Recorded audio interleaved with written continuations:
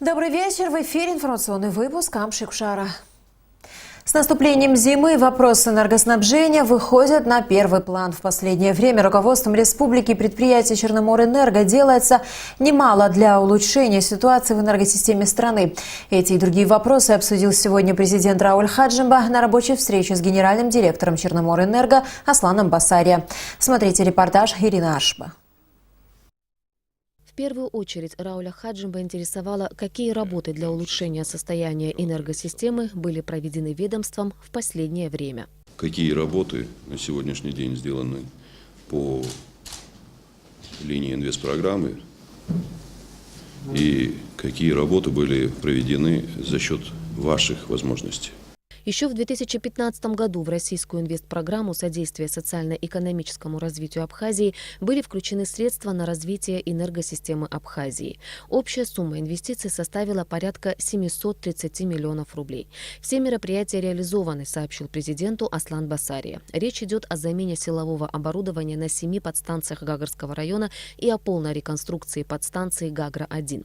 Объект был сдан в эксплуатацию в этом году. Кроме того, в 5 районах Абхазии отремонтированы распределительные сети. До конца года в рамках реализации инвестпрограммы планируется приобретение спецтехники, а именно манипулятора и УАЗ-фермера. Конечно, бесспорно, это дает нам достаточно серьезную подушку безопасности в прохождении наших максимумов пиковых нагрузок, но тем не менее, бесспорно, этого недостаточно. Естественно, мы проводим работы непосредственно внутри РУП Черноморэнерго. За этот период времени порядка 5 объектов дополнительно к этим объектам, если мы говорим и касаемся подстанций, на них заменена основная часть силового оборудования. Параллельно с этим идут постоянно текущие ремонты. И если брать за основу исключительно только 2018 год, из 41 подстанции у нас порядка 18 трансформаторов силовых. Речь идет о высоком классе напряжения, это 220, 110, 35 киловольт. Порядка 18 трансформаторов были отремонтированы за этот год. Что касается трансформаторов более низкого напряжения, 137 трансформаторов были тоже отремонтированы за этот период времени. Президента также интересовало, изменилась ли ситуация с энергетическими мощностями, особенно с учетом того, что в республике в последнее время появились криптофермы, деятельность которых требует больших энергетических затрат. Аслан Басария, отвечая на вопрос Рауля Хаджимба, подчеркнул, что ситуация в этой области непростая, хотя напряжение в сети и качество электроэнергии улучшается там, где проводятся определенные работы. У нас появились так называемые майнинг-фермеры, которые размещаются зачастую на территориях различных старых заводов, которые не функционировали или не функционируют, или функционируют частично. И, собственно говоря, это создает дополнительную нагрузку на наши сети, на наши магистрали, на наши подстанции, которые и так перегружены. И получается, что возникает риск того, что мы не можем довести электроэнергию до нашего обычного потребителя при таких нагрузках в случае наступления уже зимы в прямом смысле этого слова, то есть похолодания. Тема незаконного потребления электроэнергии, она будет на следующем совещании, на котором будут ставиться вопросы и о выработке соответствующей нормативной базы, которая позволила бы уйти от этой достаточно неприятной для нас на сегодняшний день ситуации. Я просил бы установить жесткий контроль. Там, где нет производства, но при этом эти структуры продолжают получать то количество электроэнергии, которое далеко не сопоставимо с тем, что они делают. И мы говорили на эту тему, как раз-таки это связано с тем, что возникают так называемые фермы. Рауль Хаджимба также коснулся вопроса платежной дисциплины в сфере потребления электроэнергии. Эта проблема остается ключевой на протяжении всех послевоенных лет. Как отметил глава государства, и в этом направлении необходимо усилить контроль. Как сообщил президенту Аслан Басария, в последние годы наметился рост собираемости. Правда, по некоторым районам произошло падение, и зачастую по более благополучным, таким как город Сухум, Гагарский и Гудаутский районы. Лучше платить за электроэнергию стали и физические, и юридические лица. Что касается юридических лиц, то в данном случае у ведомства стало больше технических возможностей, чтобы бороться с неплательщиками. У нас рост по юридическим лицам составляет более 20%. То есть в этом отношении нам проще контролировать юридические лица, потому что нам проще включать достаточно такую жесткую систему отключений и так далее, и так далее. При этом у нас нет технической зачастую возможности отключать физических абонентов. Это связано, во-первых, с колоссальными затратами, во-вторых, когда речь идет о многоквартирных домах, не всегда можно добраться даже до стояков. Соответственно, это даже иногда переходит в некоторые строительные процессы. Мы, конечно, надеемся, что в следующем году, возможно, будет бюджетирование именно целевое в рамках реализации этих программ, что нам на выходе дает повышение собираемости и в первую, наверное, очередь это качество электроснабжения. Рауль Хаджимба и Аслан Басария также обсудили ситуацию на плотине Ингургэс. На сегодняшний день уровень воды в Джварском водохранилище составляет 486 метров, приток воды 70 кубов, и это хорошие показатели. В то же время, если погодные условия ухудшатся и в разы увеличатся нагрузки, количество воды может не хватить. В этом случае необходимо более экономно подойти к потреблению электричества, а в случае крайней необходимости организовать переток электроэнергии из Российской Федерации. В этом вопросе Аслан Басария надеется на помощь руководства Абхазии. Ирина Аршба, Алексей Агухава, Абхазское телевидение. Сегодня президент Республики Абхазия Рауль Хаджимба вручил медали за победу членам комиссии по делам военнопленных и защите прав гражданского населения в период Отечественной войны народа Абхазии 1992-1993 годов. Награжденных 11 человек, 3 из которых награждены посмертно. Президент поприветствовал гостей. Рауль Хаджимба поблагодарил всех тех, кто кропотливо приближал заветный День Победы в Отечественной войне народа Абхазии. Мы должны помнить всех героев, ковавших победу, сказал Рауль Хаджимба. Я хорошо знаю ту работу, которую делали вы. Мы за суетой сегодняшних наших проблем, той ситуации, которая не самая, может быть, простая, иногда забываем то, что было сделано в те годы. Сколько жизней человеческих было спасено, сколько было людей сохранено, чтобы они не попали в жернова этой сложнейшей тогда ситуации. И я каждому из вас искренне благодарен за то, что вы делали ту работу. Тех, кого нету, есть сыновья, дочери, близкие, родные. Я думаю, что всем нам надо помнить тех, кто ушел от нас, тех, кто погиб. За время Отечественной войны с оккупированной территории в Гудауту было перемещено более 10 тысяч человек, жизни которых находились под угрозой. За период войны все выявленные военнопленные, находившиеся в грузинском плену, были возвращены на родину. Руководитель комиссии по делам военнопленных и защите прав гражданского населения в период Отечественной войны народа Абхазии Беслан Кобахия поблагодарил главу государства за высокую оценку деятельности комиссии. Он отметил, что действительно была проделана большая работа и что многие герои не дожили до сегодняшнего дня. За вклад в победу в Отечественной войне народа Абхазии 1992-1993 годов медалью за победу награждены члены комиссии по делам военнопленных: Агрба Даургиевич, Амичба Эсма Джотовна, Дгебе Джума Шатаевич, Зантария Резо Платонович, Лабахуа Елена Макбетовна, Лужба Адгур Нурбиевич, Тарба Медея Федоровна, Чайка Галина Александровна. Посмертно Возба Зураб Иосифович, Кобахия Вахтанг Анатольевич, Смыр Джемал Георгиевич. На встрече президент также вручил орден Ахзапша 3-й степени Беслану Кобахия. Сегодня президент Рауль Хаджимба подписал распоряжение в целях решения вопросов, связанных с утилизацией твердых бытовых отходов на полигоне в Сухуме. Согласно распоряжению администрации города Сухум, поручено в 2-недельный срок осуществить устройство дополнительного котлована для утилизации твердых бытовых отходов, устройство площадки для сброса твердых бытовых отходов и обеспечить подъездные пути к дополнительному котловану и водоотведение от него. Администрации Гулрыбского района поручено в установленном законодательством порядке выделить земельный участок для размещения полигона твердых бытовых отходов. Контроль за исполнением распоряжения возложен на премьер-министра республики. В Москве подписано соглашение о предоставлении медицинской помощи в системе ОМС гражданам России, постоянно проживающим в Абхазии, в медицинских организациях России. Об этом сообщается на официальном сайте Минздрава России. Как отмечается в сообщении, в присутствии министра здравоохранения России Вероники Скворцовой состоялось подписание соглашения о порядке организации предоставления медицинской помощи в системе обязательного медицинского страхования гражданам Российской Федерации, постоянно проживающим на территории Республики Абхазия, в медицинских организациях Российской Федерации. Подписи под документом поставили министры здравоохранения Республики Абхазия и Краснодарского края Тамас Цахнаки и Евгений Филиппов. Онколог, химиотерапевт Национального онкологического центра Абхазии Сария Адлиба приняла участие в 22-м Российском онкологическом конгрессе, прошедшем совсем недавно в Москве. Ее работа по исследованию способов излечения редких опухолей желудочно-кишечного тракта вошла в 5 лучших. Наш корреспондент Сария Смыр пообщалась с молодым специалистом и узнала, что представленный метод уже используется для лечения онкобольных в Абхазии. Исследовательская работа Сарии Адлиба посвящена способу лечения гастроинтестинальной стромальной опухоли.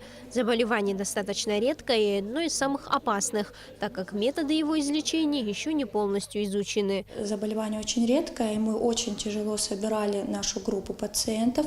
Эти пациенты из Москвы, из Подольской области, то есть мы искали также и в Абхазии таких пациентов, и искали пациентов в городе Ростове. И вот таким образом мы собрали 71 пациента с верифицированным диагнозом ГИСО, это сокращение моей темы. Предложенный абхазским онкологом метод лечения данного заболевания заключается в использовании препарата иматиниб, который раньше применялся исключительно в гематологии. Для начала препарат предлагается пациенту и проверяется, как он накапливается в крови в течение месяца. От того, как накопился наш препарат в крови, мы уже выбирали дальнейшую тактику лечения. Если он хорошо накопился, достиг определенного уровня, то мы ожидали клинический эффект. То есть у тех пациентов, у которых были метастатические очаги, возможно исчезновение метастатических очагов.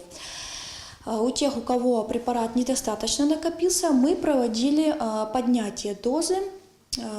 У всех пациентов по-разному, тоже это зависело от исходного уровня.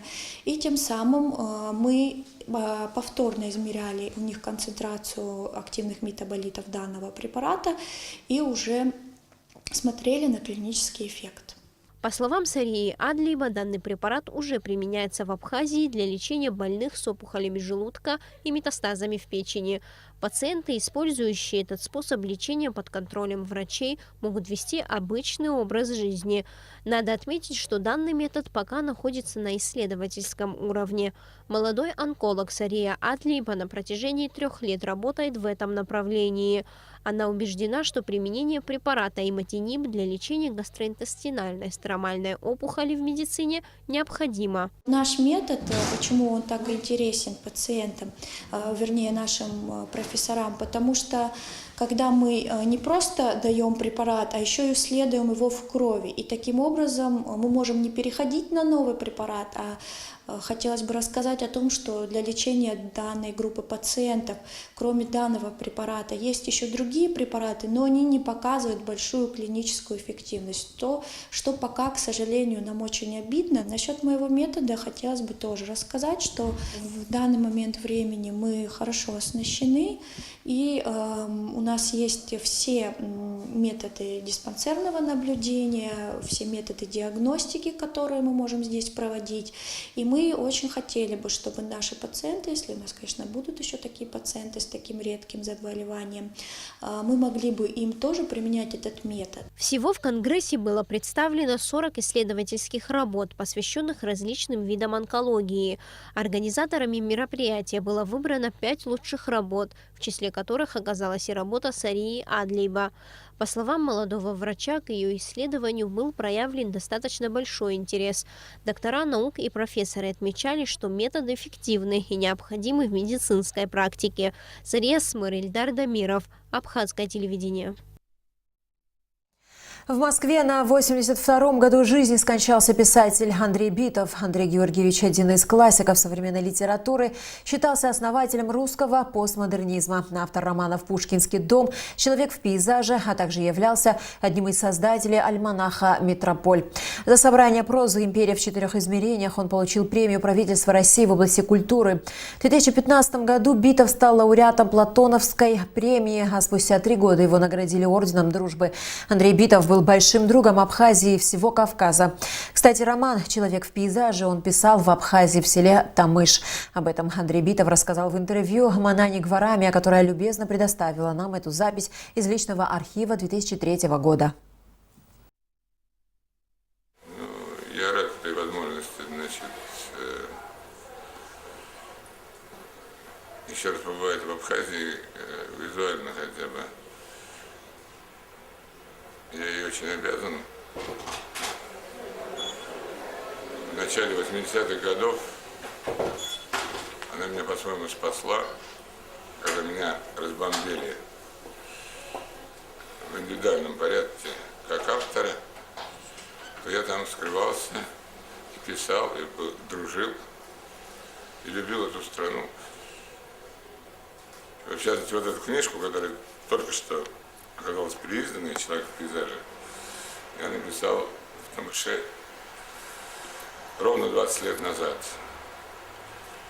в доме Даура Зантарии, царствие ему небесное. Ну, вроде и Тамыш разбомбили, и старики, у которых я жил, уже померли, и вот мой крестник Даура тоже нет. Печально это. Печали много, но впереди Новый год, единственный способ еще раз понадеяться на лучшее.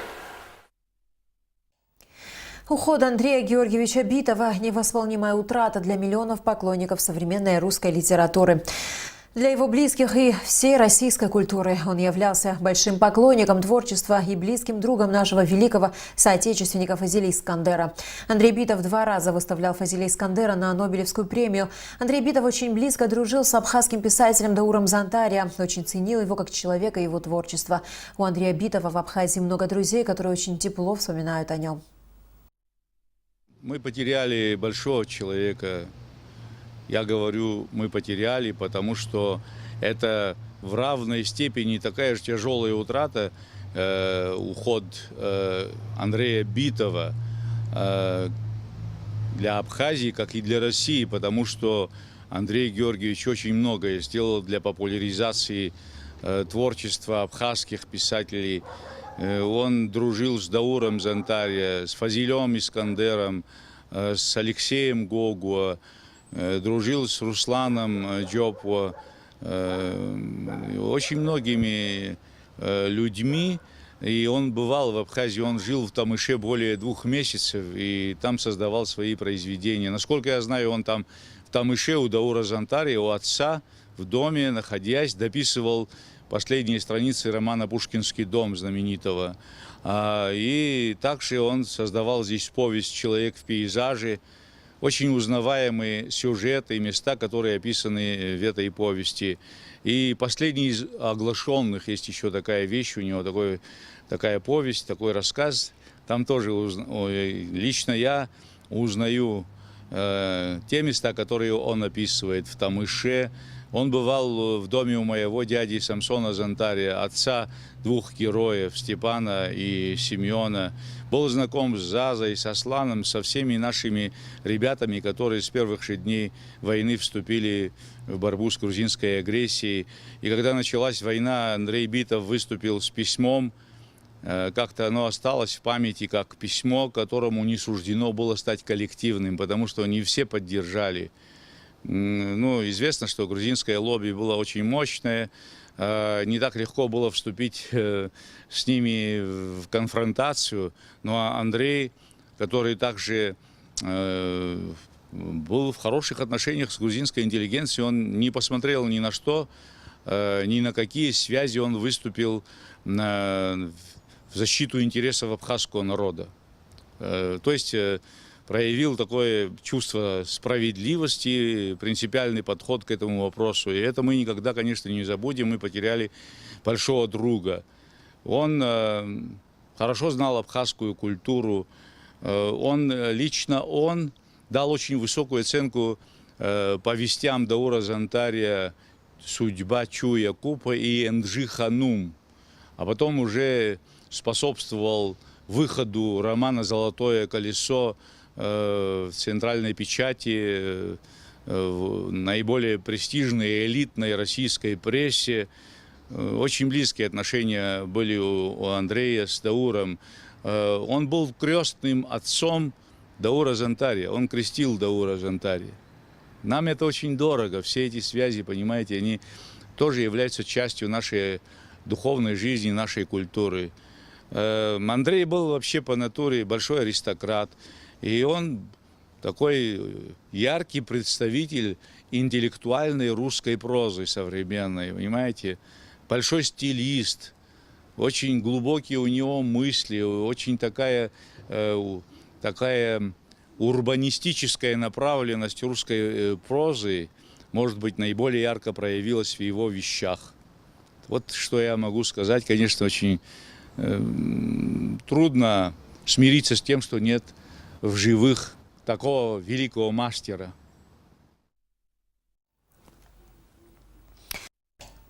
Батал Джапуа признан лучшим художником года, и, соответственно, лучшей работой 2018 года признана серия его работ «Абсцукцера». Выставка абхазских художников на премию «Лучший художник года» состоялась в Центральном выставочном зале Союза художников, в ходе которой были названы 3 лучшие работы уходящего года.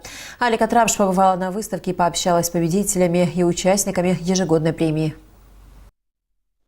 Вот уже более 15 лет, как Министерство культуры Абхазии совместно с Союзом художников республики проводит выставку абхазских художников на премию «Лучший художник года».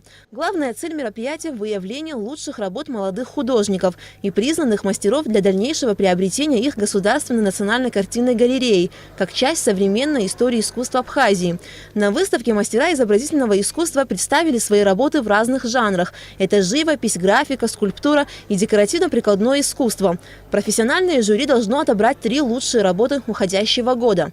Цель самого конкурса – это поддержка изобразительного искусства, потому что художники, работы их хранятся в картинной галерее, но чаще всего они создают свои работы, рассчитанные на суд зрителя, на его реакцию. На протяжении всех этих лет более, наверное, 30-40 работ, они выбраны как лучшие. Если бы у нас была бы галерея, то мы могли бы отдельный зал отвести работам, которые были лучшие в разные годы. Ну, на наш взгляд, ничего более объективно не может дать представление о современном искусстве.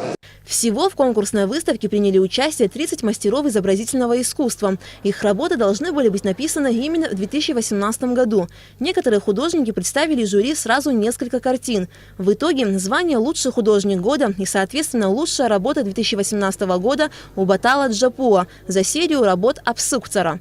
Эта серия работ из 8 работ посвящена обрядам и мифологии абхазов. Сперва пытался в цвете это, понял, что цвет сюда не подходит, нужна какая-то архаика, какое-то чувство времени. А графика, она всегда передает чувство времени.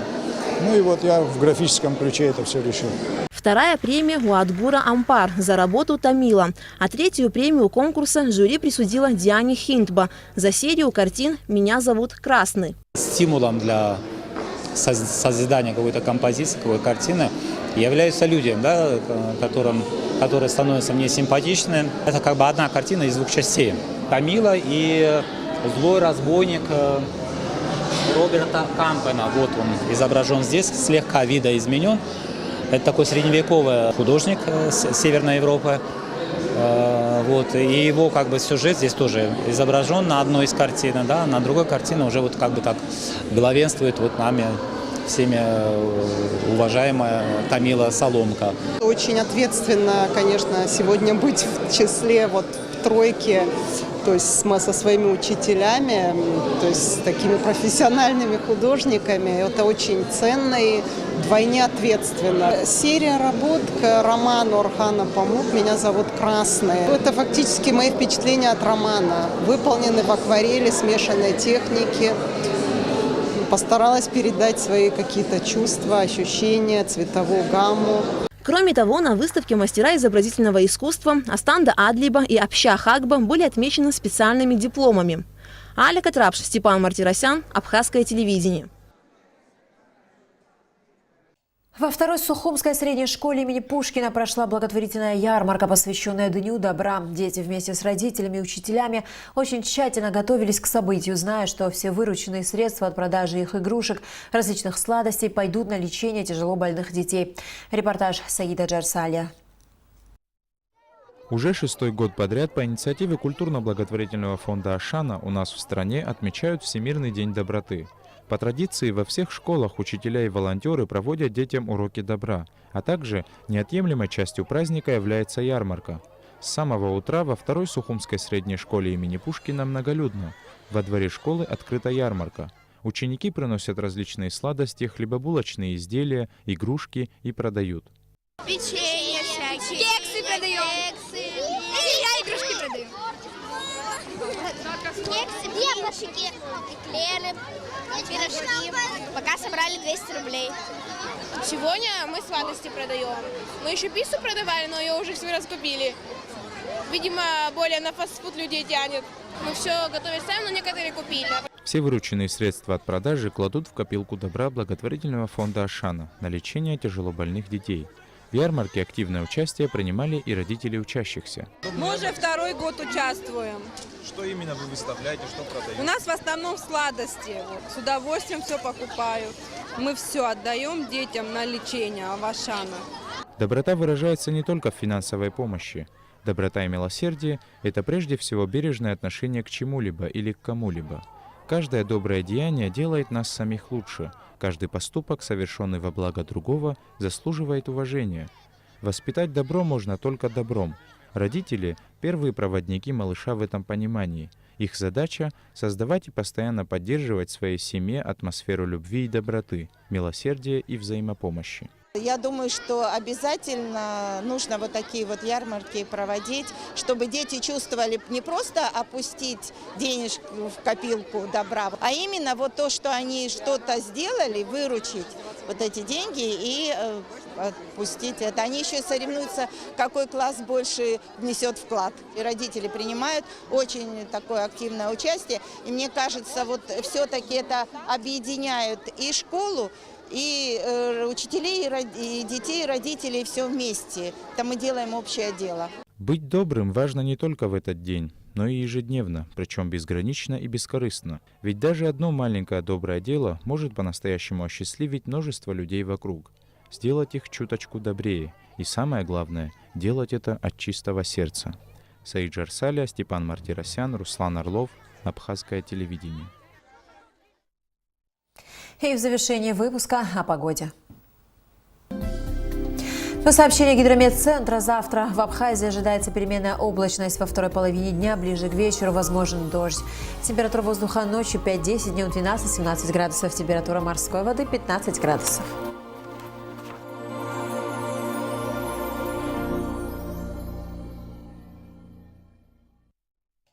На этом наш выпуск завершен. До скорых встреч в эфире.